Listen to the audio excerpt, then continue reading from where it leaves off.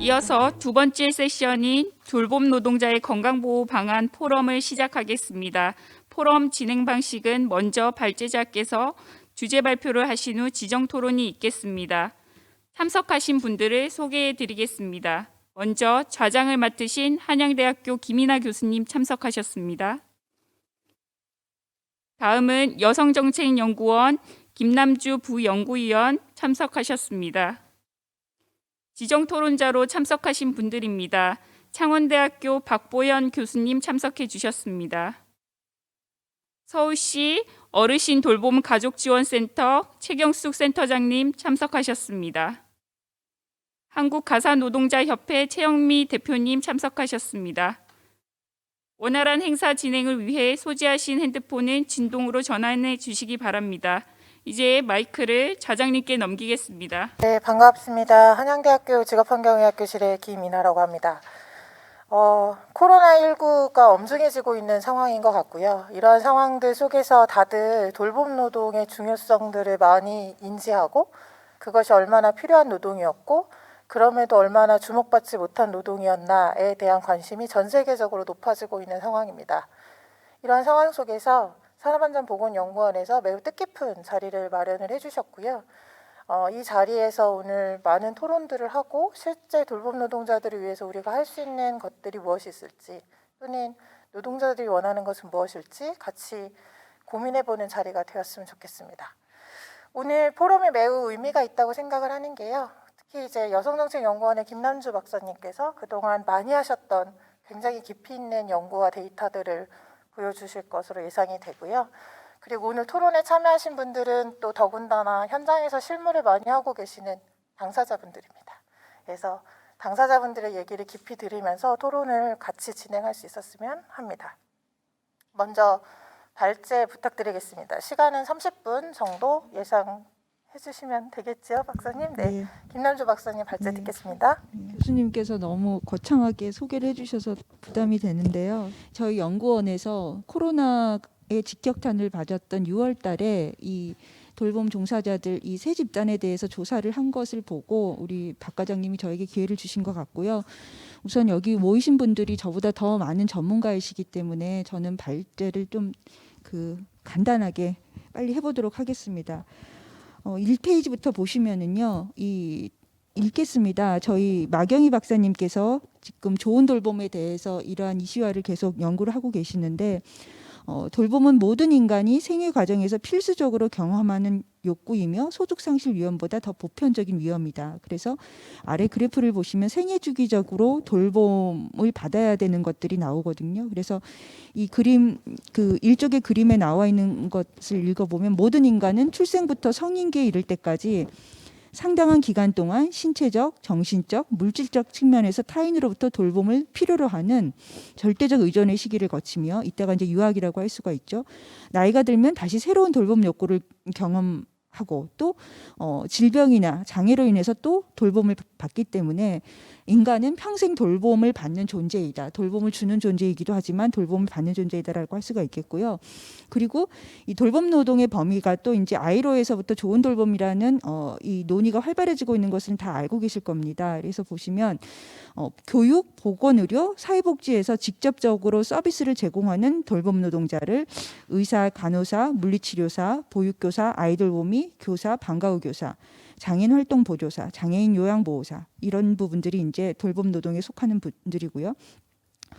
비돌봄 부분 돌봄 노동자로서는 기업 고용 간호사, 직장 보육 시설 종사자, 식당 청소 노동자 등이 계십니다. 그리고 가사 노동자가 돌봄 노동에 아이로에서는 분명히 돌봄 노동에 포함을 시키고 있고요. 그리고 돌봄 부분 비돌봄 노동자로서 행정직, 요리, 청소, 차량 운전 등 이렇게 돌봄의 범위는 굉장히 광범위하다고 하겠습니다.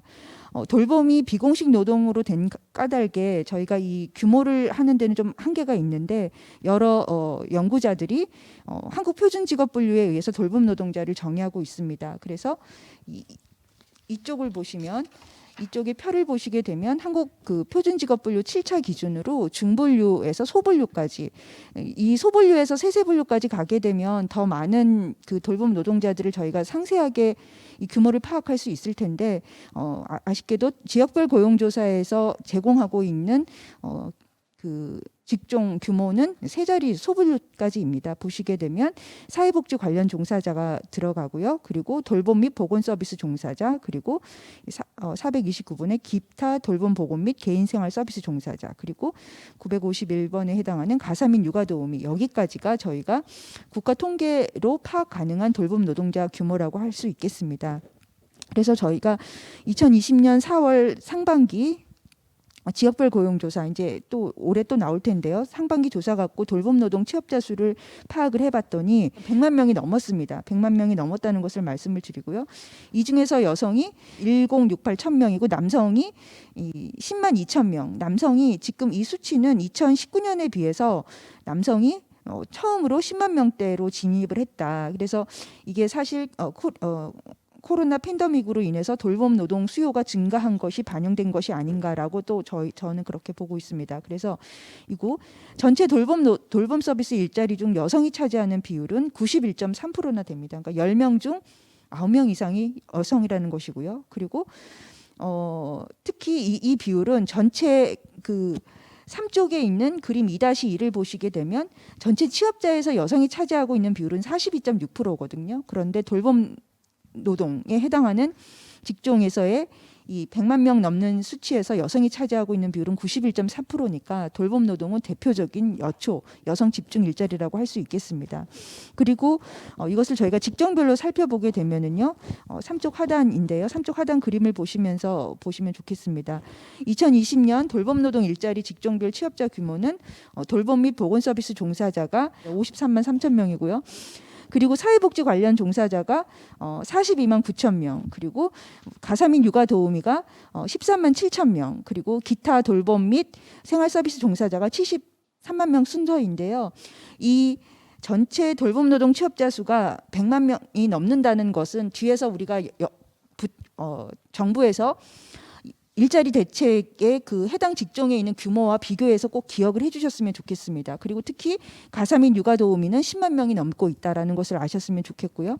그리고 이 돌봄 직종별 여성 비율을 보면 사회복지 전체가 91.3%인데요. 사회복지 관련 집단에서는 여성이 차지하고 있는 비율이 87.6%. 이게 그리고 사회복지과 전공자들이 많겠죠. 그리고 돌봄 및 보건 서비스 이쪽에는 93.9%, 그리고 보건 및 개인생활 서비스의 84%, 그리고 우리 최 대표님 오셨는데 가사 및 육아 도우미가 96.6%로 가사 및 도우미에서는 여성의 비중이 되게 높다라는 것을 말씀드릴 수 있겠습니다. 그리고 사쪽에서는 돌봄 노동 종사자 지위별 취업자를 저희가 이제 살펴봤는데요.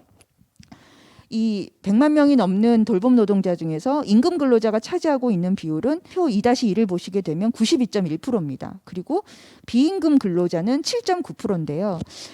이게 9만 2천 명에 해당하는 비임금 돌봄 노동자들이 프리랜서라고 저희가 봐도 무방할 것 같습니다.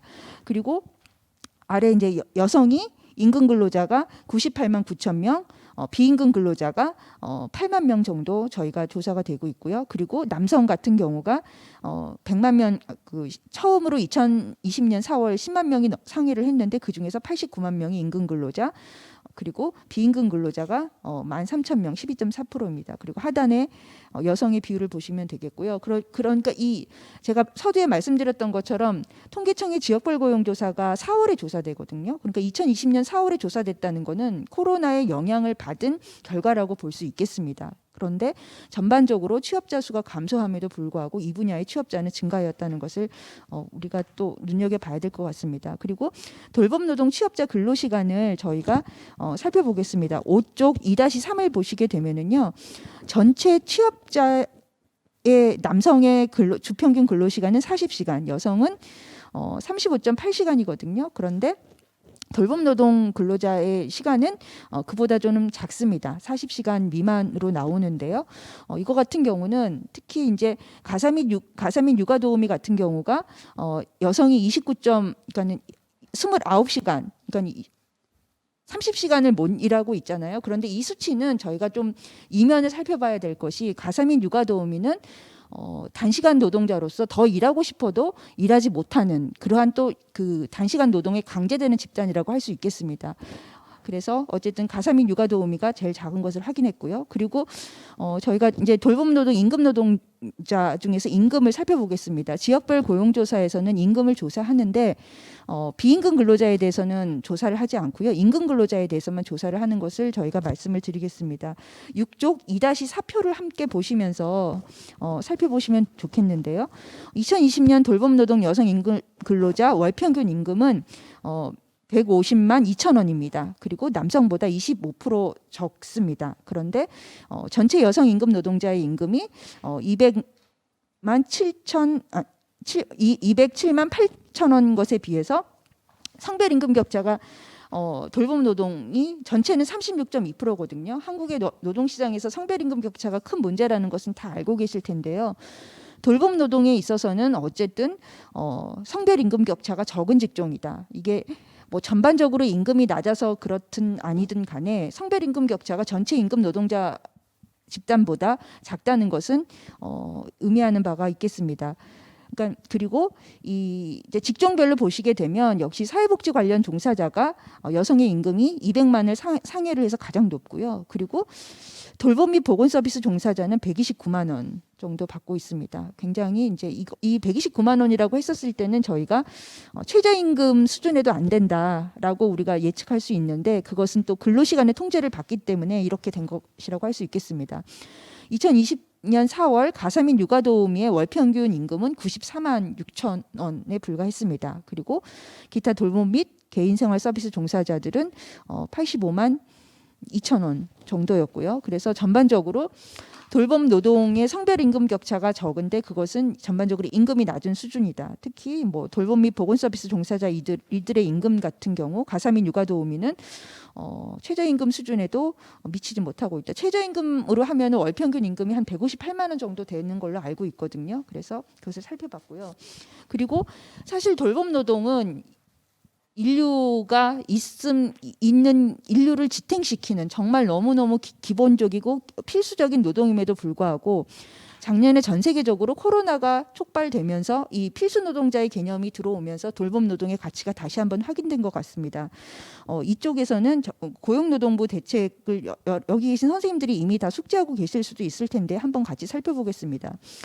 필수 노동자는 코로나19에서 사회의 생명 안정, 기능 유지 및 대면 서비스 제공자들이라고 정의할 수 있습니다. 그리고 이들은 국민의 생명 안정 및 사회 기능 유지를 위해 대면 서비스를 중단 없이 수행하는 필수 노동자의 역할이 코로나로 더 강화된 것은 주지의 사실입니다. 그래서 주요국의 필수 노동자 범위를 살펴보시게 되면은요, 미국 같은 경우는 한국은 락다운까지는 안 갔었지만 코로나19로 인한 락다운 및 유지 및 재가동이 우선 고려될 업무로 운송 배달, 돌봄, 공공안전, 에너지 이 분야입니다. 그래서 그리고 캐나다는 각 주정부에서 필수 직군 그리고 그 필수 직군에서 저임금을 받는 그 직종을 지정을 했고요. 그것을 이제 분야별로 보면 의료 사회 서비스, 돌봄, 청소, 교통, 물류. 그리고 유럽에서는 운송, 노인 돌봄, 보육, 식품, 공공시설 종사자 등 국가별로 다양한데 이 세 개 국가에서 필수 노동의 범위에서 반드시 들어가는 것은 너무나 당연한 것이지만 돌봄이라는 것을 저희가 확인할 수 있었습니다. 그리고 그럼에도 이제 그 코로나로 인해서 필수 노동의 업무가 굉장히 중요했음에도 불구하고 이 전통적으로 근무 여건, 저임금, 장시간 근로, 산업재해 등 그리고 고용 안정성이 취약한 일자리가 다수인 것은 또 저희가 다 알 수 있습니다. 그리고 코로나19 확산으로 필수 노동자는 대면 서비스 업무량이 오히려 증가를 하면서 노동 강도가 오히려 증가 그리고 이래서 이제 감염병 위험에 또 산업재해 위험은 더 가중된 것을 저희가 확인할 수 있고요. 그러므로 인해서 또 이 그 안전 근무 여건 등이 취약한 분야의 필수 노동자를 중심으로 이것을 보호를 해야 된다라는 것들이 또 논의가 활발해졌습니다. 그리고 필수 노동자의 지원 사례는 그 캐나다, 미국, 유럽 살펴보시면 되겠습니다. 그래서 물품을 지원한다든지 뭐 이 소득을 지원한다든지 굉장히 그 다양했고요. 그리고 7쪽 하단에서 살펴볼 것은 한국에서 필수 노동자에 대한 논의가 활발해지면서 다 아시는 바와 같이 성동구에서 지자체 최초로 필수 노동자의 법에 대한 논의를 물꼬를 텄습니다. 그때가 9월이었고요. 그 이후로 앞다퉈서 지자체에서 필수 노동자 보호 조례를 제정을 하고 있는데요. 성동구가 제일 먼저 이거를 한다고 했었지만 제정한 것은 처음이 아닌 것으로 나와 있습니다. 그래서 46개 지자체가 필수 노동자에 대해서 조례를 제정하고 있다라고 있는 것을 이제 보시면 되겠고요. 그쪽에서 보시면 이 성동구에서 필수 노동자를 정의를 그쪽 하단의 박스에 있는 것으로 1, 2, 3, 4로 했습니다. 그런데 제가 살펴보니까 전국에 있는 지자체의 46개 지자체의 필수 노동자가 이 성동구의 지자체 성동구에서 지정하고 있는 필수 노동자와 동일합니다. 그래서 너무나 동일하다. 그래서 이 처음 하는 것이 굉장히 중요하다는 것을 알 수가 있겠고요. 제가 여기서 볼드체를 한 것은 항상 이 여성 노동자는 섀도우 레이버라고 하잖아요. 그림자 노동으로 정규 노동에 편입되지 못함으로 인해서 정부에서 하고 있는 온갖 정규 노동자 대상의 노동권에서 배제가 되는데 필수 노동자 논의에서도 필수 노동자란 근로기준법에 따른 것으로 이렇게 정의를 하고 있어서 이 지자체에 있는 필수 노동자의 정의에 의하면 우리는 돌봄 노동자들이 특히 가사 노동자들은 굉장히 배제될 우려가 있다라고 말씀드릴 수 있겠습니다. 그리고 10쪽에서는 이 이제 작년 10월에 이 필수 노동자 지원 정부 대책에 대해서 이렇게 제가 살펴보도록 하겠습니다. 그리고 그 중에서 돌봄 노동자가 우리가 앞서서 말했던 돌봄 노동자가 어느 정도 대상 여부가 되는지 좀 함께 확인해 보셨으면 좋겠습니다. 그래서 첫 번째 안전 및 건강 보호 강화를 위해서는 그 정부에서 이 방역 지도 관리 강화 를 하고 이제 방역 실태 지도 점검을 꾸준히 하겠다 했고 방역 물품을 지원하고 있습니다. 그래서 집단 감염 우려가 높은 밀집, 밀폐, 밀접 이 사업장에 대해서 장비를 지원을 하고 그리고 사업장당 최대 3천만 원을 또 지원을 합니다. 그리고 이 10쪽을 저희가 살펴보고 있는데요. 가에 이제 세 번째 동그라미에 대면 접촉 감염 위험이 큰 배달 종사자, 택배 기사 등을 대상으로 마스크를 지원하고 있습니다. 그런데 작년에 저희가 4월 여정연에서 6월에 토론회를 했었을 때 아이돌봄이가 여가부 사업임에도 불구하고 마스크를 굉장히 소량으로 지급받았다는 얘기를 저희가 그때 들었었거든요. 그런데 어쨌든 이 배달업 종사자 택배 기사들에 대해서는 정부가 마스크를 지원하고 있지만 여성 돌봄 노동자들에 대해서는 마스크 지원을 그러니까 이 글로만 보면 하고 있지 않다는 것을 저희가 알 수가 있겠고요. 그리고 두 번째 나에서는 건강관리 및 위생안전 인프라 지원도 정부가 지금 대책을 10월에 세워서 지금 하고 있을 것입니다. 그래서 근골격계 뇌실험 등 작업성 관련성 질환 예방을 위하여 근로자 건강센터를 통한 건강 진단 및 상담 제공을 하고 있다. 이렇게 하고 있는데요. 돌봄 노동자 같은 경우는 산업재해에 있는 경우 건설 노동자들은 그냥 사망 사건으로 돼서 굉장히 이게 이슈화되기도 하지만 돌봄 노동자들은 그 지병이 굉장히 많고 이러한 그 근골격계 질환도 굉장히 많습니다. 하지만 그 근로자가 아닌 관계로 그것에서 또 혜택이 제외가 되는데 지금 정부가 대책 세운 것에서도 제외되고 있는 것이 아닌가라고 하고 있습니다. 그런데 10쪽 하단에 보시면 매뉴얼은 지원을 하고 있습니다. 저는 차라리 건강관리 지원 이런 것들을 좀 더 해주시면 좋겠는데 매뉴얼을 지원할 때 재가요양보호사 및 노인돌보미, 아이돌보미, 방문간호사, 정신건강복지센터 상담사 등에 대해서는 매뉴얼을 제작해서 배포하고 있다라고 하고 있습니다. 그리고 마트 노동자를 위한 박스 손잡이 관련 가이드라인 마련도 했고요. 그리고 11쪽에서는 중요한 이제 산재보험. 사실 산재보험 같은 경우는 근로기준법이 적용이냐 아니냐를 떠나서 우리나라가 2008년부터 계속 확대시켜 왔었잖아요. 보시게 되면 계속 이것을 이제 하고 있는데 2007년에 방문 서비스 종사자까지 그 확대를 시켰지만 여기에도 가사 노동자는 제외되어 있습니다.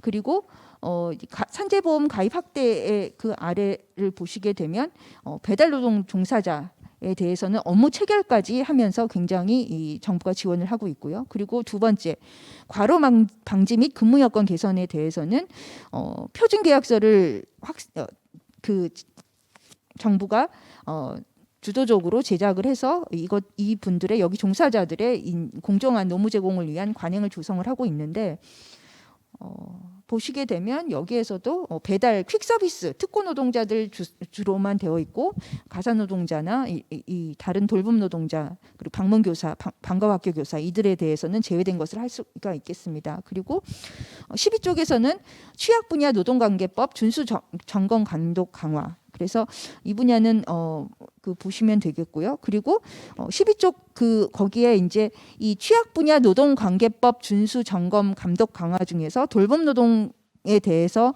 지원을 하는 것은 다섯 번째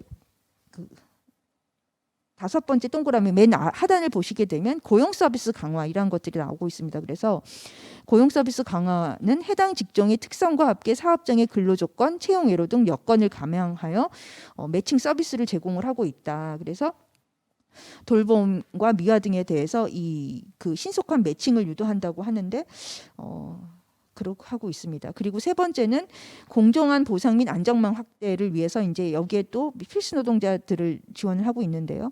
12쪽 하단을 보게 되면 특고의 직종별 특화 훈련을 하고 있고요. 그리고 13쪽에 보시게 되면 직종별 경력 관리 체계를 하고 있는데 제가 어디에서 읽은 거는 제가 이제 왜냐하면 요새 가사노동자 그 관련법 통과가 우리 여성 노동계 굉장히 수건 사업이기 때문에 그쪽의 이슈들을 제가 많이 기억을 하고 있는 것 같습니다. 사실 가사노동자들에 대해서 훈련 이런 거 된 거 없거든요. 이 기기라는 것이 지금 디지털화되면서 여러 가지 많은 가사의 그런 기계들이 들어와도 이러한 뭐 훈련 이런 것들에 대해서 배제되어 있다는 것을 다시 한번 말씀을 드리고요.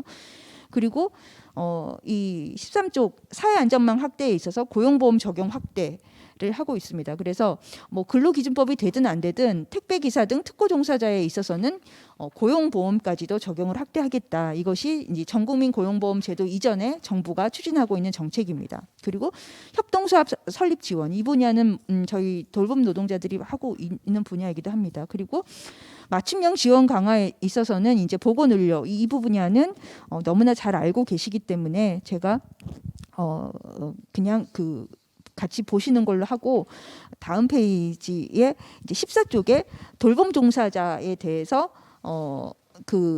맞춤형 지원 강화를 했다는데 어떤 지원을 했는지 저희가 살펴보도록 하겠습니다. 14쪽을 보시게 되면 정부에서 파악하고 있는 돌봄 서비스 종사자는 69만 6천 명입니다. 저희가 앞서서 지역별 고용조사 통계청 조사로 111만 명이 된 것과는 약간 차이가 나는 수치이고요. 그리고 이제 사회복지시설 종사자가 8만 3천 명, 재가 장기요양보호사가 38만 명, 그리고 아이돌보미가 2만 3천 명, 그리고 민간가사 간병 인력이 21만 명 수준이라고 할 수 있겠습니다. 그런데 정부가 근로 실태에 대해서는 진단을 잘했습니다. 감염 위험에서 상실 노출되어 있고 보수 수준이 낮고 장시간 근로, 휴게 시간 확보 등 근로 여건이 취약하다.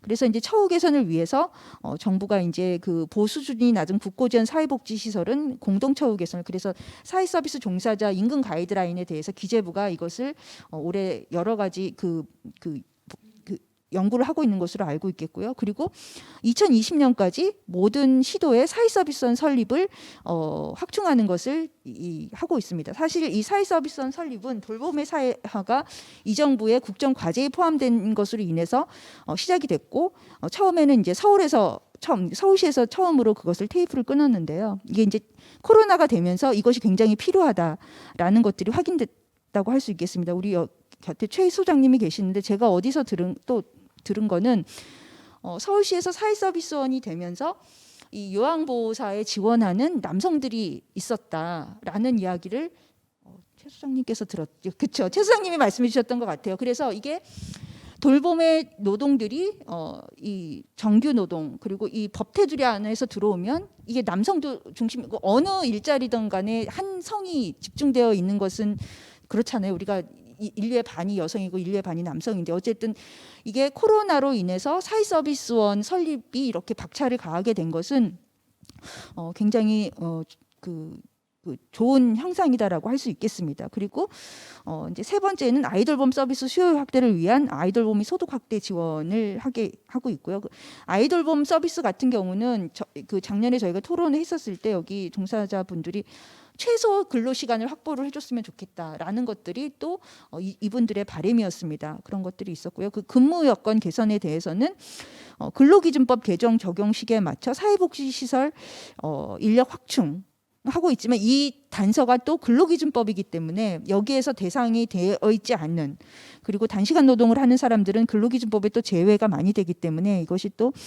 대책을 세워도 사각지대가 발생할 수 있겠다는 것이고요. 그리고 14쪽 하단에 너무나 중요한 민간 돌봄 서비스 시장 공식화 및 종사자 근로조건 보호를 위한 가사 근로자 고용 교정 등에 관한 법률 제정을 추진한다고 했습니다. 이것은 뒤에서 살펴보겠는데 올해 2월에 통과됐어야 되는데 아직 그때 여러 개 뭐 300개 몇 개의 법이 통과될 때 이 법은 누락이 돼서 너무 아쉬웠고요. 그리고 택배 기사 같은 경우는 정부가 파악한 거는 4만 9천 명입니다. 9천 명이 종사를 하고 있는데 공동성원도 하고 실태조사도 하고 법도 만들고, 그리고 택배 노동자들을 위한 거는 경사노위에 무슨 TF도 있는 것으로 저는 알고 있습니다. 그리고 배달 종사자 8만 2천 명. 이 규모를 보시게 되면 돌봄 노동자에 비해서 적다는 것을 알 수가. 이분의 여기에 택배 기사와 배달 종사자들이 중요하지 않다는 것이 아니라 필수 노동자라고 했었을 때 정부의 대책이 약간 이 좀 사각지대가 돌봄에 많이 발생한다. 그것을 저는 좀 말씀드리고 싶습니다. 그리고 환경미화원에 대해서도 정부가 촘촘히 정책을 세웠고요. 그리고 그래서 이제 16조까지 이 맞춤형 정책을 봤을 때 정부가 작년 10월에 필수 노동자를 대상으로 굉장히 야심차게 대책을 세웠지만 사실 거기에서 있는 모든 정책에 대해서 어느 집단만 하고 어느 집단만 안 해도 되지 않는, 저는 필수 노동자라면 모든 대책의 지원 대상이 되어야 할 것 같았는데 막상 열어보니 돌봄 노동자가 누락되는 그 대책들이 많았다라는 것을 말씀드릴 수 있겠습니다. 17쪽에서 이제 그 정책적을 저희가 시사점을 말씀을 드리는데요.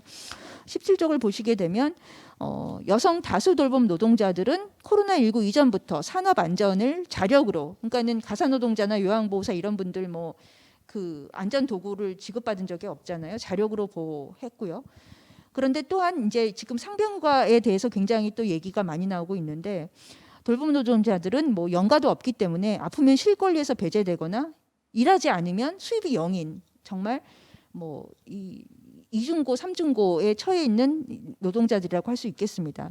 그리고 저희가 작년에 조사한 거에 의하면 감염 위험에 대해 가사노동자, 아이돌보험이 방과학교 교사 그 응답하신 절반 이상이 굉장히 그 위험을 느낀다라고 응답을 하셨습니다. 사실 방과학교 교사는 작년 그 6월에 조사를 했었을 때 이분들이 수입은 거의 0이었습니다. 학교가 폐쇄되면서요. 그러니까 학교가 폐쇄되면서 완전히 수입이 0이 됐었는데 코로나 감염의 위험에 대해서는 이렇게 위험을 느끼고 있다라고 응답을 해주셨고요.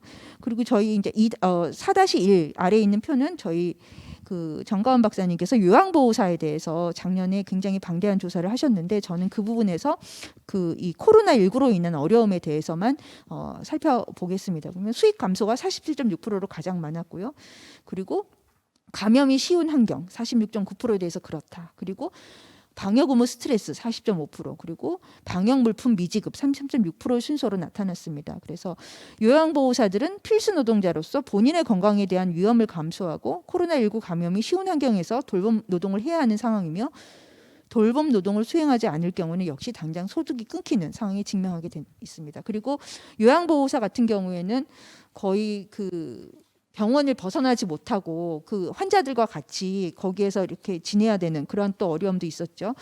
그리고 18쪽에서는 이 이제 정책 시사점으로서의 하나는 앞에서의 그 또 하나는 뭐냐면 코로나19로 필수 노동자로 우리 돌봄 노동자들이 확인됐음에도 불구하고 근로기준법에 안 돼서 사각지대가 발생하는 것, 그리고 특고 노동자 근로기준법의 대상자가 아니더라도 정부에서는 특고 노동자를 지원을 하고 있는데 특고 노동자의 대상자로도 편입이 못 돼서 지원을 받지 못하는 이러한 또 것들이 있습니다. 그래서 정책 제안을 드리면 우선은 근로기준법상 대상 노동자의 권리 확대 적용이 필요하겠습니다. 그러니까는 고용노동부에서 하는 노동법 관련들이 다 근로기준법과 연동이 되어 있어서 근로기준법의 대상이 안 되면 혜택이 안 되는 그러한 악순환이 있는데요.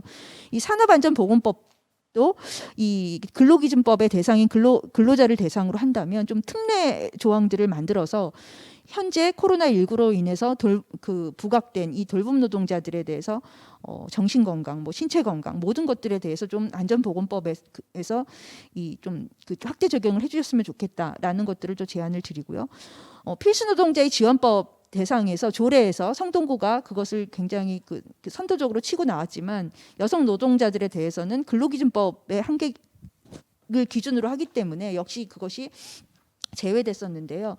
이 근데 정부에서 하고 있는 것을 보니까 좀 지자체에서 하고 있는 조례보다는 약간 좀 진보한 것을 알 수 있었습니다. 그래서 아래 456을 보시게 되면 근로기준법도 있지만 5항에 보면 필수 노동자란 필수 업종에 종사하는 노무 제공자를 말한다 이렇게 되어 있는데 위에 이제 그 대면 업무에 대한 정의가 있는데 어쨌든 정부에서 하고 있는 중앙지자체에서 하고 있는 필수노동자 보호법안은 조례에서 하고 있는 근로기준법에서 보호하고 있는 그 대상보다 좀 넓다. 그렇지만 이 법이 아직 통과가 안 됐기 때문에 저희가 또 주의 깊게 살펴봐야 되겠습니다.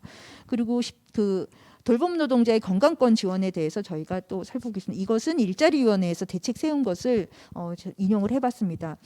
아프면 쉴 수 있는 제도적 기반 마련 이것이 이제 그 상병급여인데요.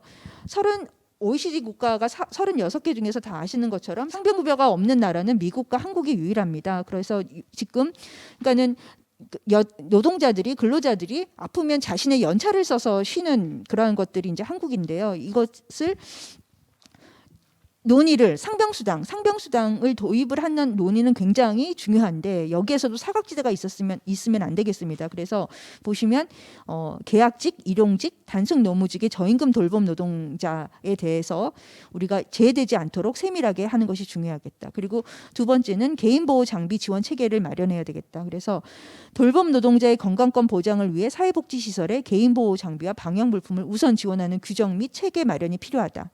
그리고 그런데 해외는 어떻게 하고 있느냐 보시게 되면 독일 같은 경우는 장기 요양 시설의 개인 보호 장비 및 소독 비용을 장기 요양 보험 특별 재정 비용으로 부담하고 코로나19로 인한 시설의 추가 비용 부담을 방지하고 그리고 작업 도구 지원 비용을 이용자 1인당 약 5만 원 그렇게 월 8만 원을 그렇게 에서 8만 원으로 인상해서 지금 지원하고 있다고 합니다. 그리고 영국 같은 경우는 돌봄 영역에 보호장비를 조달하도록 보호장비 공급업체들과 협력하고 있는데 보건 및 사회복지 영역 전용으로 비상시 추가 보호장비를 무료로 주문할 수 있는 포털을 제공하고 있다고 합니다.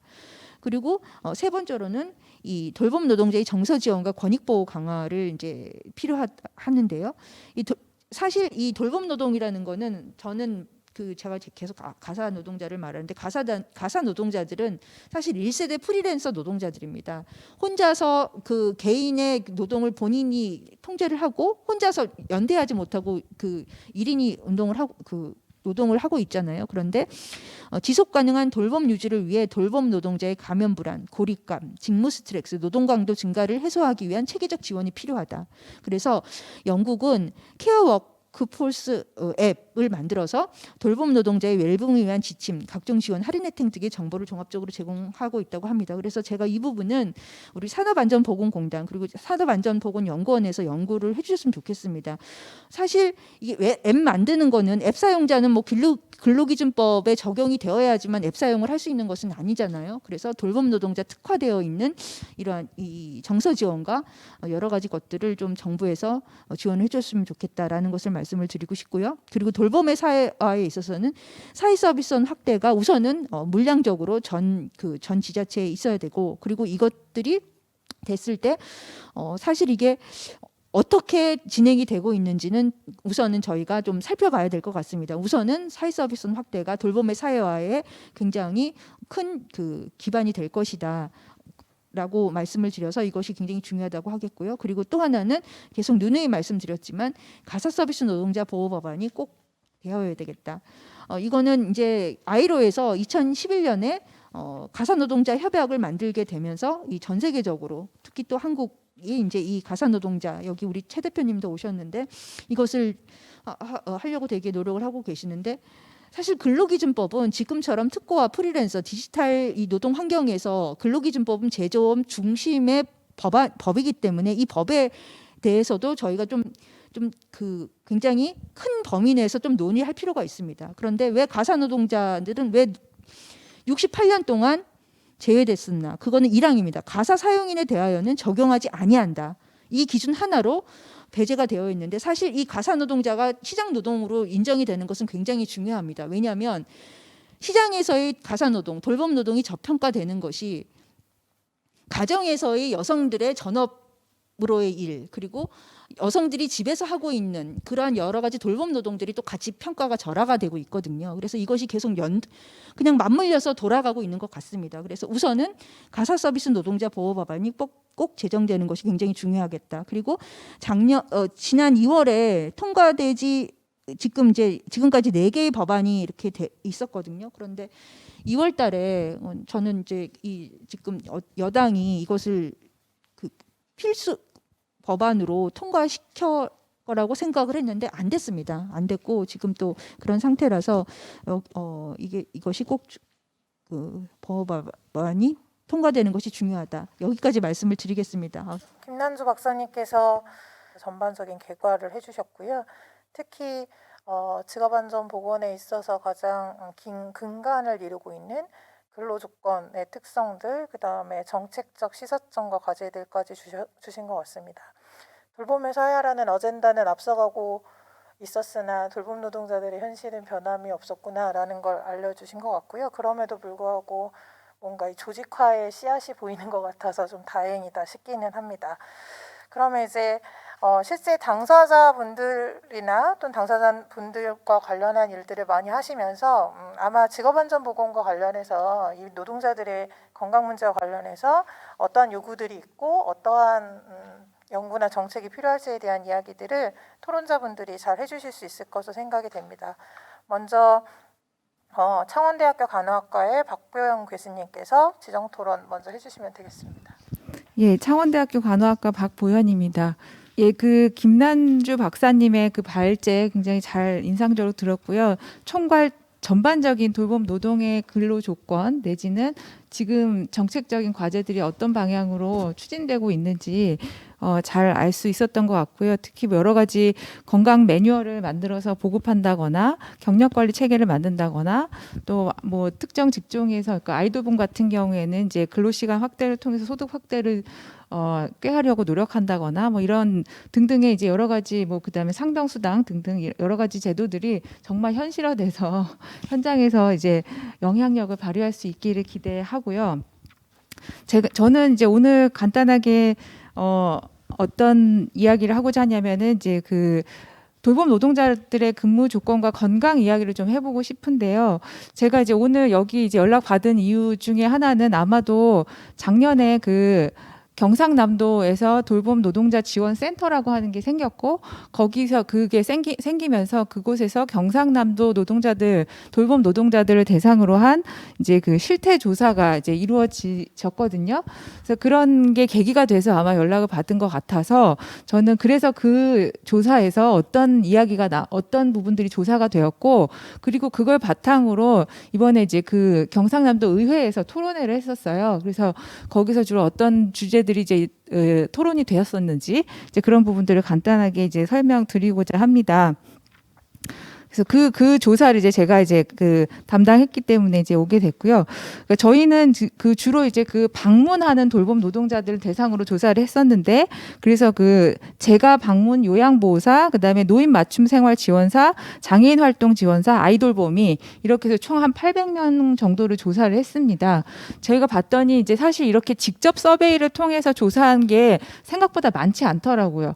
그러니까 기존에는 이런 고용 통계나 이런 걸 조사한 건 많지만 그래서 직접 서베이 봤더니 최근에 2015년도에 경기도에서 한 1,000명 한 게 가장 대규모였고 그렇게 따지면은 저희 작년에 굉장히 코로나 엄중한 시기에 이거 조사하느라 되게 고생 많이 했거든요.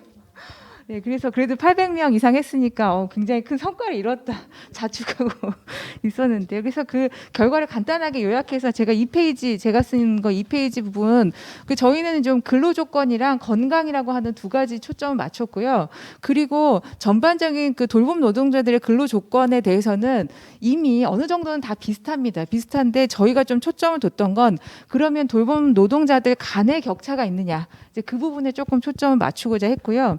그래서 보시면은 이제 한 네 번째 줄 보면은 저희 조사에서 본 조사에서 좀 더 관심을 가지고 분석을 실시한 건 그 직종 간의 격차를 보이는가이었습니다. 그래서 근무 경력이나 근무 시간에 따른 월급여를 비교해 보면 봤더니 실제로 요양보호사들, 장애인활동 지원사, 아이돌봄이 간의 차이가 있더라라고 하는 거거든요. 경력이 보통 일반 근로 노동자들은 경력이 올라가면 급여가 올라가야 되는 게 굉장히 자연스럽고 당연한 것인데 그게 요양보호사 같은 경우에는 거의 6년이 되도록 그런 현상이 나타나지 않더라라고 하는 거고요. 그나마 장애인활동 지원사 같은 경우는 그런 경향이 좀 보이는데 이런 장애인활동 지원사는 어느 정도 제도가 잘 정착이 되어 가고 있는 것 같은데 요양보호사 같은 경우 굉장히 열악하다라고 하는 거를 확인할 수 있었고요. 그리고 동일한 비슷한 근무 시간 이라고 하더라도 직종 간의 격차가 있더라. 20시간 미만 근로를 하는 경우에도 역시 요양보호사가 급여가 굉장히 적어요. 적은 걸로 나타나서 여기 이제 방문 요양보호사거든요. 시설에 있는 월급제가 아닌 방문 요양보호사 같은 경우는 그래서 같은 돌봄 노동자지만 그 안에서도 급여 격차나 이런 것들이 굉장히 크게 벌어지고 있더라라고 하는 거 확인할 수 있었고요.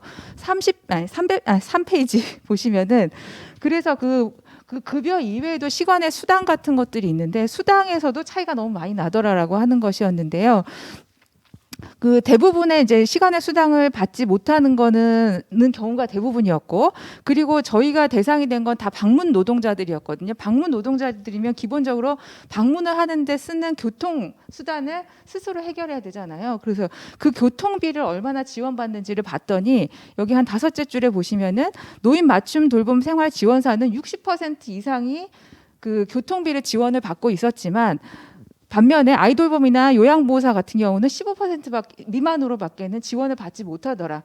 그래서 수당에서도 급여는 급여고 시급은 시급으로 또 차이가 나지만 그 이외의 수당에서도 돌봄 노동자들 간의 격차가 굉장히 크게 발생하고 있다라고 하는 것을 확인할 수 있었습니다. 그래서 그 돌봄 노동자들이 그 실제로 직종별로 대상자들의 특성이 다르고 또 그 돌봄 노동자들마다 적용받는 제도가 달라서 근무 방법이나 시급의 차이를 보이는 거는 일정 부분 있을 수 있지만 그럼에도 불구하고 돌봄 노동자들이 제공하는 돌봄의 노동의 성격이 근본적으로 다르지 않다면 그들 간의 수평적인 형평성이 어느 정도 유지될 수 있도록 뭔가 제도적인 방안이 좀 마련될 필요가 있지 않는가 이런 이제 그 부분을 확인할 수 있었고요. 그 다음에 건강 수준 부분인데요. 건강 수준은 그 실제로 이제 대부분의 연구에서는 근로 조건을 주로 조사하지 건강이 초점이 된 그 조사들이 많이 없더라라고 하는 걸 확인할 수 있었고요. 대체로 그 조사한다고 하면은 폭언이나 폭행, 성희롱 여기까지는 조사하지만 일반적인 건강 문제까지는 사실 조사가 많이 안 됐다라고 하는 부분. 그래서 저희는 여기 이제 그 근로환경 조사에서 사용하고 있는 11가지 건강 문제, 청력, 피부, 요통, 그다음에 근육통, 상지, 하지, 근육통, 근골격 질환, 그다음에 우울, 불안, 전신 피로 이런 문항들을 전반적으로 좀 물어봤고요. 물어봤는데 그리고 나서 근로환경 조사에 있는 50대 이상의 일반 여성과 비교했을 때 이 돌봄 노동자들에게 정말로 많이 발생하는 건강 문제가 무엇인가 그걸 이제 확인을 하고자 했던 건데요. 그래서 이제 제가 그림을 보면서 말씀드리면은 그러니까 돌봄 노동자들은 그 50대 이상 여성에 비해서 모든 건강 문제에서 발생률이 다 높아요. 다 높은 거는 기정사실인데 그 그림 2를 보시면은 그림 2의 첫 번째를 보시면 이거는 그냥 절대적인 발생률이 높은 거는 근골격계 질환이 맞습니다. 근골격계 질환은 절대적인 발생률이 다 높아요. 그러니까 진한 검정색이 50대 이상 여성이거든요. 다 높게 나타나잖아요. 다 높게 나타나는데 그런데 문제는 50대 이상 여성들도 높다는 거예요. 이거는 실제로 그러니까 인간이 노화되는 과정에서 근골격계 질환 문제들이 노동 이외의 것들도 다 이게 복합되어 있기 때문에 이건 일반적인 그 중년 여성들이 가지고 있는 건강 문제 플러스 돌봄 노동이 여기 플러스가 된 부분이잖아요. 그래서 어쨌든지 간에 근골격계 질환 문제가 심각한 건 맞지만 실제로 일반 여성들과 비교했을 때 상대적으로 건강 문제가 더 많이 발생하는 건 무엇인가 보면은 결국은 손상, 우울, 불안감 같은 정신적인 건강 문제라는 거거든요. 그래서 실제로 50대 이상 여성과 비교했을 때 거의 3배에서 5배까지 더 높은 수준으로 정신적인 건강 문제를 경험하더라라고 하는 겁니다. 그래서 이 돌봄 노동자들은 육체적인 건강 문제뿐만 아니라 그다음에 정신적인 건강 수준에 대한 문제가 사실 상대적으로 봤을 때는 더 많다라고 하는 부분을 확인할 수 있었고요. 그다음에 이제 그 이외에도 기존의 연구들처럼 그 언어 폭력이나 성적인 관심, 위협, 모욕적 행동 이것들도 살펴봤는데 언어 폭력이 실제로 발생률은 굉장히 높은데 반면에 위협적인 부분, 성적인 관심 이런 것들은 상대적인 비율로 봤을 때 굉장히 높은 문제. 특히 이제 장애인 활동 지원사 같은 경우에는 위협적인 것에 대한 그 부분이 굉장히 높게 나타나고 있거든요. 그리고 특히 이제 요양보호사가 저희가 볼 때는 가장 열악하고 취약하고 힘든 직종인 것 같아요. 모든 지표에서 다 안 좋아요. 그래서 언어 폭력도 많고 모욕적 행동도 가장 많이 경험하시고 그래서 이런 부분들의 건강 문제를 확인할 수 있었습니다. 그래서 이제 저희가 그래서 이러한 것들을 이거 이외에도 굉장히 많은 조사를 했지만 토론 시간이 짧다는 것으로 제가 좀 약간 필요한 부분만 이제 가지고 왔고요. 그래서 개선 방안에 대해서 생각해 봤을 때 사실 이제 어쨌든 여러분들 다 아시다시피 이제 WHO의 건강의 결정요인 위원회에서 건강 불평등을 완화하기 위한 그 전략으로서 가장 중요하게 제시하는 게 공정한 근로 조건을 만드는 것이다라고 이야기하고 있지 않습니까? 그래서 결국은 건강 수준을 향상시키기 위한 근본적인 개선은 근로 조건 개선부터 와야 된다. 이런 이야기를 일단 드리고자 하고 그리고 이제 여러 가지 이 중간에 이제 벤 에어든이라고 하는 학자가 그 제시한 15가지 고용의 질 지표를 우리가 이제 살펴봤을 때 사실 오래 생각하지 않아도 돌봄 노동자들은 이 모든 지표에서 다 열악하다라는 거를 사실 금방 알 수 있거든요. 그렇다면 그럼 왜 도대체 돌봄 노동자들의 근로 조건은 이렇게 취약할 수밖에 없는가라는 거에 대한 원인을 좀 살펴봤는데 마지막 페이지 6페이지 보시면은 근본적으로는 이 돌봄 노동이 가지고 있는 시급제 호출근로 1:1 서비스 저는 이제 방문 노동을 중심으로 이야기하자면 시급제 호출근로 1:1 서비스 이게 해결되지 않으면 이분들의 근로 조건은 근본적으로 해결될 수 없다라는 거거든요. 그래서 호출근로 하에서는 이용자들이 서비스를 중단하게 되면 그게 결국 수입의 단절로 이어지게 되고 그럼 결국은 수입을 보존하기 위해서 다른 직장으로 이직을 하게 되는 이 악순환이 계속 발생하고 있기 때문에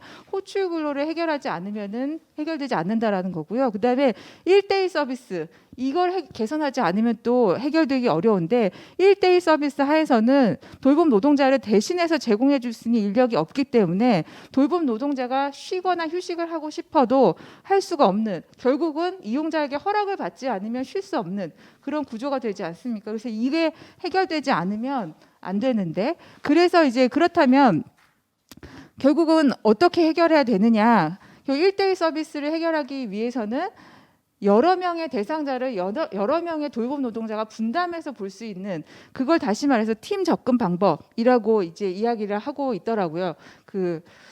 그래서 이제 팀 접근 방법을 개발해서 그것을 현장에 적용할 수 있는 그런데 저희가 이제 이거 조사를 하고 나서 그 돌봄 노동자분들이랑 이 부분에 대해서 토론을 했어요. 토론을 했는데 노동자분들이 굉장히 이거에 대한 저항감이 컸어요. 이게 도대체 말이 되냐? 나도 싫고 대상자도 싫어할 것 같다라는 얘기를 하시면서 그래서 만약에 이런 제도를 그 팀 접근 방식을 만든다고 했을 때 현장에서 저항감이 상당히 클 것 같고 그럼 그걸 어떻게 해결할지도 이제 고민을 해야 되는 부분인데 제가 그래서 찾다 보니까 이 서울시에서 사례가 있더라고요.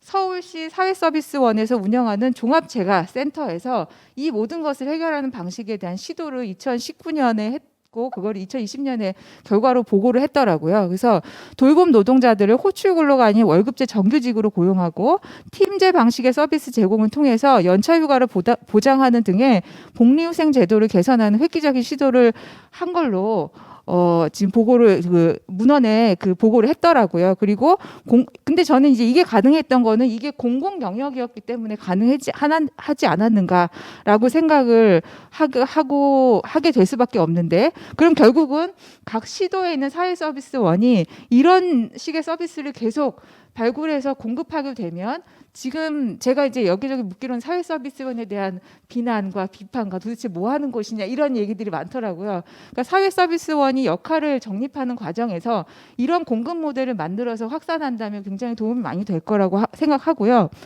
그럼에도 불구하고 돌봄 서비스 제공의 절대적인 부분은 민간에서 커버하고 있기 때문에 사회 서비스원을 통한 공공 서비스로 커버할 수 있는 건 한계가 있다고 생각합니다. 그렇다면 민간 서비스에 대해서 돌봄의 퀄리티나 근로자들의 노동자들의 그 권익 보호는 어떻게 할 것이냐.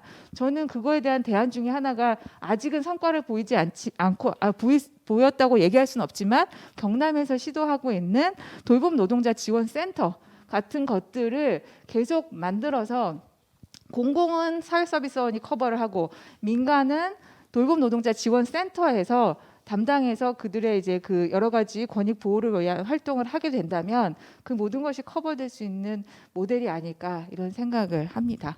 네, 이상입니다. 네, 박보현 교수님께 진짜 작년에 엄청 고생하셨겠어요. 너무 귀중한 연구 결과 발표해 주셔서 감사드립니다. 다음 토론 이어가겠습니다. 다음 토론자는 제가 너무 집중해서 토론을 듣느라고 순서를 챙기는 걸 깜빡하고 너무 재밌었습니다. 네, 다음은 이제 서울시 어르신 돌봄 종사자 종합지원센터장을 하고 계신 최경숙 센터장님 토론 듣겠습니다. 네. 지금 저희 그 서울시 어르신 돌봄 종사자 종합지원센터 이름이 길죠. 17자입니다. 근데 그 돌봄가족지원센터도 이 종합지원센터에서 운영하고 있어요. 그래서 이제 돌봄가족지원센터로 이렇게 명기가 된 것 같은데요. 저희는 이제 서울시에 앞서서 요양보사 얘기가 많이 나왔는데요. 7만 4천 명 요양보사가 일하고 있고 이 장교양 어르신 돌봄 쪽에 일하시는 분이 8만 명이에요.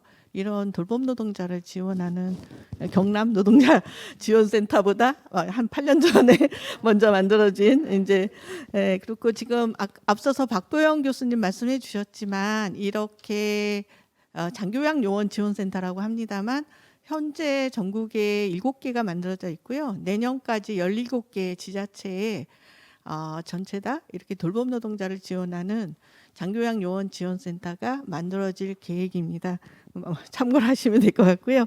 앞서서 코로나 시기에 이 돌봄 노동의 중요성 그리고 지원의 필요성 이런 것들을 앞서서 말씀을 많이 해주셔서 그 부분은 좀 생략하고 가겠습니다. 특히 이제 한 가지만 더 말씀을 드리면 저희가 이제 요양보호사나 어르신 돌봄 노동자들의 경우는 돌보는 대상이 어르신이잖아요. 고령층입니다. 가장 감염 취약계층이에요. 코로나 사망률이 60대 이상이면 94% 이상 이렇게 늘거든요. 그리고 또 하나는 이 돌봄 노동자도 평균 연령이 60세예요. 요양보호사의 경우. 그렇기 때문에 돌봄을 받는 사람이나 돌보는 사람 모두 이 감염에 가장 취약한 계층이라는 거. 그래서 코로나 시기가 되고 나서 사실 그 돌봄 노동자의 경우는 임금이나 고용 개선 이런 것도 중요하지만 이 건강과 안전에 대한 게 가장 중요한 과제로 대두가 되고 있습니다. 그러다 보니까 이제 저희 센터에서도 이 건강에 대한 것들을 많이 좀 집중을 하고 있는데요.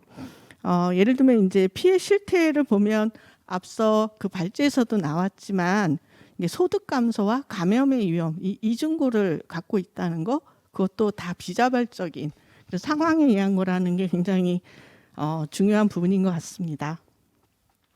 그리고 제가 좀 개선 방안은 저는 안전보건 관리 측면에 좀 초점을 두고 몇 가지 제안을 좀 드리고자 하는데요. 앞서서 이제 그 포스트 코로나 시기에 돌봄 노동 건강이 가장 중요한 거 저는 무엇보다도 이 감염 예방에 대한 거라고 생각을 합니다.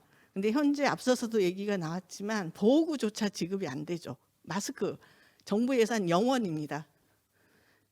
서울시도 0원이더라고요.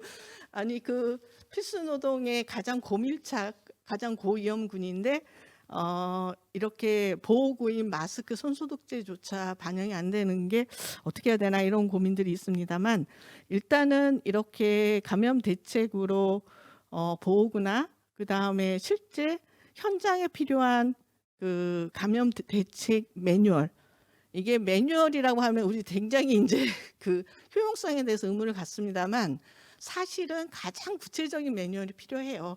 예를 들면 어르신이 자가격리할 때, 가족이 그럴 때, 이런 경우들 구체적인 게 필요하거든요. 근데 그런 지침이 거의 없고 단순히 마스크 의무적으로 착용해라, 뭐 손 소독해라 이렇게만 되어 있기 때문에 사실 저희 센터에서 이걸 만들어 볼까 이런 생각도 했어요. 그래서 현장에 필요한 매뉴얼 이게 이제 무엇보다도 시급히 저는 좀 정부든 지자체든 만들어야 된다고 생각을 하고요. 그리고 또 하나는 그 현재 보면 요양보호사나 이 돌봄 노동자들은 코로나 감염 통계가 생성되고 있지 않나요? 이것도 굉장히 큰 문제라고 생각을 합니다. 왜냐하면 이 돌봄이 고밀차이기 때문에 굉장히 중요한 그 감염 경로거든요.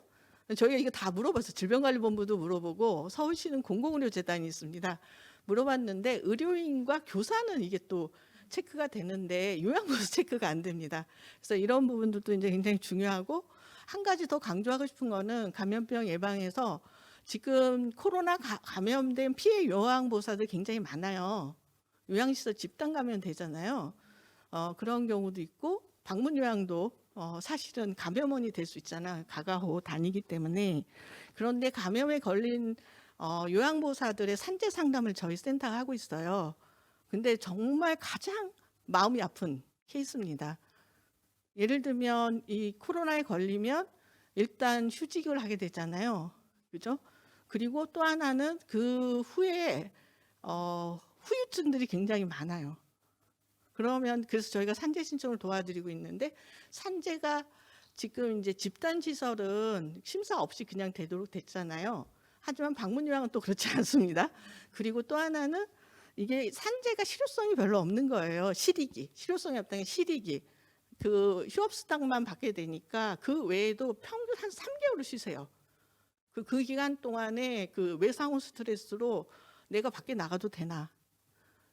직장에 나가면 또 다른 사람들은 또 이상한 시선으로 또 보는 것 같고 그래서 우울증도 많이 걸리시고 그래서 소득과 이런 경제적인 타격과 심리적인 어려움이 굉장히 심각한 그런 상태입니다. 그래서 이게 산재나 이런 것도 필요하지만 그 외에 피해, 이 코로나나 이런 감염병에 의한 피해에 대한 보상 이런 게 필요하지 않을까. 저희는 심리 상담을 바로 연결을 합니다. 저희가 센터에서 심리 상담을 제공하고 있기 때문에 근데 그 외에도 굉장히 많은 지원이 필요하다고 생각을 합니다. 그리고 이제 두 번째는 사실 이 부분 좀 자세히 말씀드리고 싶은데요. 장교양이나 돌봄 현장에 산업안전보건관리 체계가 있는가라는 부분이에요. 그래서 이게 좀 만들어지고 강화될 필요가 있다. 그래서 위험성 평가제를 도입해서 이런 요양보호사나 돌봄 노동자의 안전보건 관리를 강화하는 게 굉장히 필요하다고 생각을 합니다. 저희가 지금 이제 서울시는 요양보호사 처우 개선 종합계획을 3개년 계획을 세워서 올해가 3년 차예요. 그래서 그 중에는 노동권, 건강권, 좋은 돌봄, 소통 협치 4개 영역에 25개 과제를 하고 있습니다만 그 중에 산재에 대한 게 하나 들어가 있습니다. 그래서 근교육계는 예방하기 위해서 전동 침대 설치하는 거, 시립 요양원 이런 거 있지만 그래서 저희가 위험성 평가 체크리스트를 좀 만들어 보고 있는데 굉장히 어렵더라고요. 제가 쪽은 노동 이게 업무 과정이 많이 다르고 그리고 작업장이 바로 어르신 가정이잖아요. 그러니까 작업 환경 개선하기 굉장히 어려운 부분도 있고 이렇긴 한데 어쨌든 위험성 평가를 모두가 그 모든 기관이 해야 된다. 그리고 노동자들 스스로 어떤 게 위험한지를 인지할 수 있어야 된다고 생각을 합니다. 그래서 이런 부분들이 위험성 평가가 의무화되고 그리고 또 하나는 이런 부분에 대한 그 안전보건 교육이 같이 가면 좋겠다. 근데 현재는 예외 업종이에요. 다 아시겠지만 보건사의 서비스업이 안전보건 교육 의무 업종의 예외 업종인데 이제 보건 쪽은 예외에서 예외를 했죠. 왜냐하면 87년도 이후에 병원 노조가 만들어지면서 뺐습니다. 그리고 병원도 위험한 사업장이잖아요. 그런데 사회서비스업은 여전히 안전보건 예사업장입니다. 그래서 요양이 위험하지 않나요? 사실 어르신을 들다가 넘어지기도 하고 그다음에 감염에 걸리기도 하고 굉장히 앞서서 굉장히 위험 요인을 많이 말씀을 해주셨는데요. 굉장히 위험한 사업장입니다. 그리고 근골격계도 건설보다 훨씬 높잖아요. 저희가 조사해 보면 98%가 그 근골격계를 호소하는 이런 경우인데, 그래서 이 안전보건 교육도 의무화하고, 그리고 가장 중요한 거는 저는 현장 맞춤형으로 좀 매뉴얼이든 교환이 개발되면 좋겠다. 많은 매뉴얼, 그다음에 예방 가이드가 나왔지만 왜 안 쓰이는가를 저는 잘 살펴봐야 된다고 생각을 합니다. 그러면 현장에 필요한, 현장과 함께 만드는 그런 체크리스트, 매뉴얼, 교환 이런 것들이 있다면 사실은 이 요양 현장에서는 굉장히 유익한 그런 게 될 것 같습니다. 그래서 여기 보니까 포럼의 목적에 앞으로 연구과제 이런 도출도 있는 것 같아서 이렇게 그 요양 현장은 굉장히 위험한 그런 환경들이 많이 있고 오히려 예방이 가능한 부분들도 많이 있다. 그래서 현장에 필요한 그런 예방 가이드나 그다음에 교환이나 그다음에 그 의무화할 수 있는 부분들을 잘 해주셨으면 여기서 하는 건가요? 잘 모르겠네요. 그런 정책을 좀 잘 만들었으면 좋겠다 이렇게 말씀을 드리고 싶고요. 그 다음에 제가 좀 메모해 놓은 거는 사실은 돌봄 노동자의 주요 건강 문제들에 대한 보호 방안들이 필요합니다. 이 감정 노동도 일반적인 고객을 응대하는 사업장과 굉장히 많이 다르거든요. 주로 자살 예방 이런 것들을 강조한다고 도움되지 않아요. 왜냐하면 요양보호사는 매일매일 현장에서 받는 스트레스, 어르신과 가족, 그리고 부당 업무를 요구하는 거, 성희롱 이런 매일매일 받는 스트레스에 대한 대응은 많이 다를 거라고 생각을 합니다. 그래서 이 감정노동이나 근골격계 질환이나 이런 부분들에 대한 현장에서 필요한 그런 구체적인 그 예방을 위한 그런 정책, 그다음에 가이드 이런 게 필요할 것 같고요. 한 가지만 더 추가하자면 근골격계 질환을 예방하는 게 사실은 보니까 여러 가지 보조 장비들도 있더라고요. 근데 이게 슬라이딩 보드를 저희가 지금 시범적으로 써보고 있거든요. 근데 그게 40만 원이 넘어요. 그래서 가정에서 사기도 어렵고 그냥 영세한데 방문 요양 센터들이 기관들이 굉장히 영세합니다. 요양의 경우는 거기서 사서 이거를 보호구를 지급하기도 어렵습니다. 그래서 지금 이제 장기요양 보험 제도 안에 복지연구를 구입 대여해 주거든요. 무료로 주는 것도 있고. 그래서 그런데 이렇게 안전에 필요한 보조 장비들, 슬라이딩 보드나 몇 가지 굉장히 필요한 부분들은 더 넣으면 그게 보급도 되고 좋지 않을까. 그리고 한 가지만 더 전달드리면 제가 쪽은 요양 시설과 굉장히 다르잖아요. 정말 좁은 집안에 독거노인들도 많으시고 이런 경우에 필요한 보조 장비를 개발해 줬으면 좋겠다. 사실은 돈이 많이 들지 않고 작은 규모라도 필요한 보조 장비가 개발되면 지금 44만 5천 명 요양보호사가 전국에 일하고 있는데요. 그중에 90%가 재가의 방문 요양보호사입니다. 그래서 요양보호사 건강 예방에 이 재가 요양보호사를 위한 그런 개발과 보급이 굉장히 필요하겠다. 그 말씀을 드리겠습니다. 네. 부탁드립니다. 네, 최경숙 센터장님 너무 감사합니다. 요양보호사 관련해서 중요한 이슈들을 많이 던져주신 것 같고요. 저희가 시간이 많지 않아서 다음에 가사노동자들 대표해 주실 최영미 대표님. 예, 반갑습니다. 저는 IMF 때 여성 일자리 창출로 만들어진 비영리 단체를 모태로 한 가사노동자협회 대표고요. 아까 플랫폼 노동자 말씀하셨는데 가사노동자들도 앱으로 많이 요새 옮기고 있어요. 그래서 서울에서 플랫폼 프리랜서 협의회 상임대표를 같이 맡고 있습니다. 대리기사 등등이 전부 가입돼 있습니다. 그 먼저 가사노동자에 대해서 요새 최근에 언론 같은 데서 많이 등장을 하니까 물어보세요. 야, 가사노동자가 누구야? 노동자라고 할 수 있어? 라고 해서 그 말씀을 드리면은 가사노동자란 도메스틱 워커스 ILO 개념이긴 한데 우리나라에서 외부에서 가사노동을 공급하는 사람이다. 가사 서비스를 공급하는 노동자다. 이렇게 이해하시면 되겠습니다. 근데 여기서 가사노동의 문제가 나와요. 가사노동은 지식백과를 보시더라도 가구원의 의식주를 보살피고 가구원의 돌봄, 어르신 수발이라든가 이걸 전체를 갖다 제공함으로써 가정생활을 유지하고 노동력의 재생산에 기여하는 노동을 말합니다. 예전에는 이게 우리 가정에서 주로 여성들이 제공됐는데 해방 이후에는 친인척 혹은 시골에서 올라온 일부 소녀들은 공단으로 빠지고 일부 소녀들은 가정에 들어가서 이런 노동을 제공하게 됐죠. 그러다가 IMF 이후 2010년도 이후에 들었으면은 한번 집안에 들어가서 청소도 하고 빨래도 하고 아이도 돌보고 어르신 있으면 수발 들던 이런 노동들이 분화하기 시작합니다. 그때부터 드디어 베이비시터는 아기만 봐요 라고 얘기를 하고 산모 돌봄은 산모하고 신생아 건강만 돌봐요 이런 얘기를 하면서 분화가 되게 되고 그때부터 가사 도우미라고 하는 직종, 저희는 가사 관리사라고 얘기를 합니다. 이렇게 직종들이 분화가 됩니다. 근데 여기에서 또 하나 이 가사 서비스 시장에 커다란 그 전환을 갖다 준 거는 정부의 사회 서비스 정책입니다.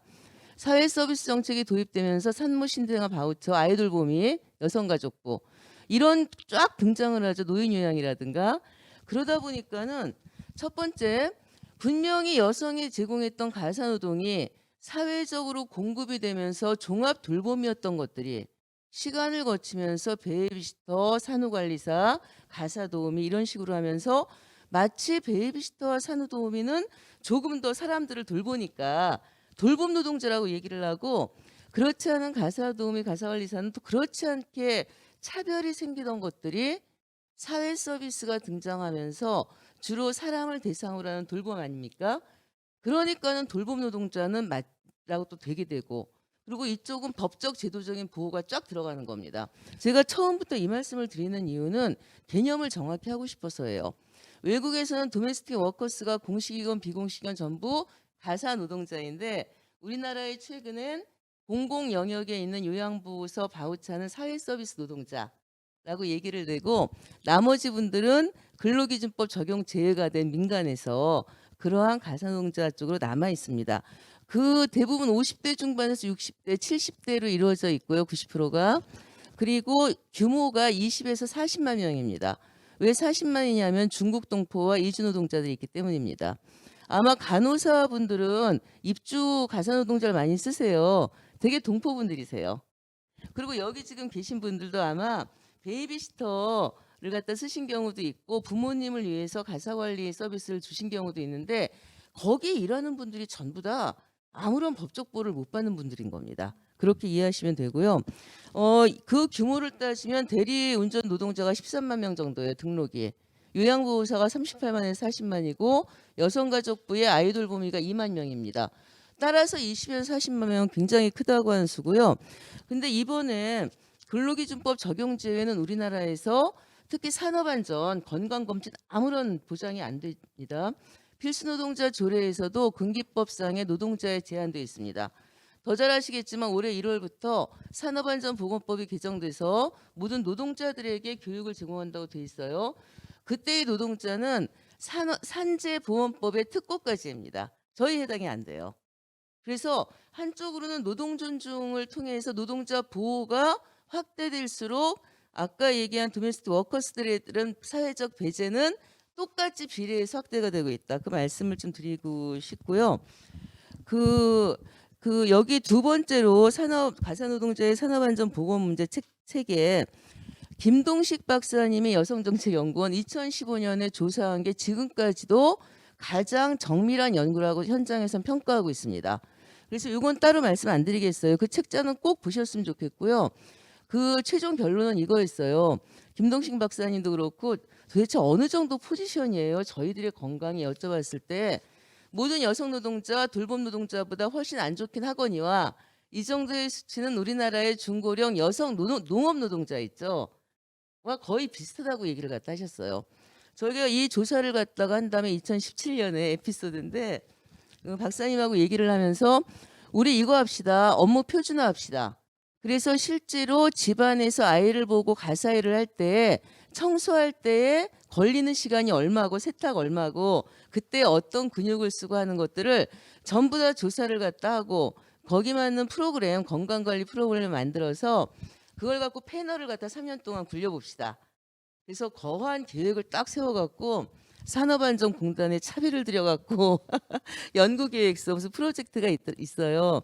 제출을 했는데 똑 떨어졌습니다. 그래서 사실 저희는 지금도 그러한 식의 그 좀 정치한 프로그램이 이제 나올 때가 됐다. 건강관리에 대한 그런 생각을 합니다. 그 뒤쪽을 보시면은 뭐 사건 사고 같은 건 워낙 많지만은 예를 들어서 딱 그거예요.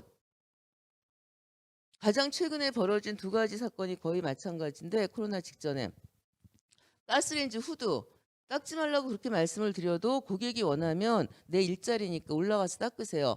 의자에 올라가서 닦다가 내려오다가 넘어졌거든요. 근데 이분이 발목 골절뿐 아니라 엉덩이서부터 하지 골절을 전부 당하셔서 병원에 3개월 있고 나와서 6개월 쉬시고 아무 일도 못 하셨어요.